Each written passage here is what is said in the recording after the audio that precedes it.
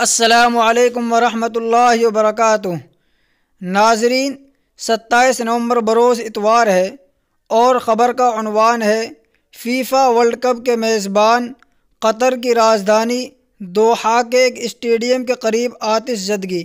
جی ہاں ناظرین، آپ کو بتاتے چلیں کہ قطر فٹ بال ورلڈ کپ کا میزبان ہے، جہاں ملک کے مختلف اسٹیڈیم میں مقابلے جاری ہیں۔ اسی دوران قطر کے ایک اسٹیڈیم کے قریب آتش زدگی یعنی آگ لگنے کا واقعہ پیش آیا ہے۔ انا للہ و انا الیہ راجعون۔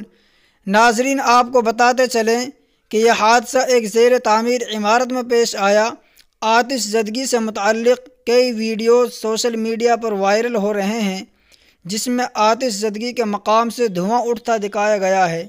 حکام کے مطابق قطر کے مقام لوسیل میں مختلف گیمز کا انعقاد عمل میں لایا جا رہا ہے۔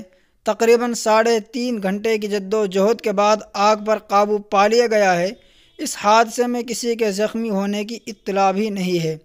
جی ہاں ناظرین، قطر فیفا ورلڈ کپ کا میزبان ہے، جہاں ملک کے مختلف اسٹیڈیم میں مقابلے جاری ہیں۔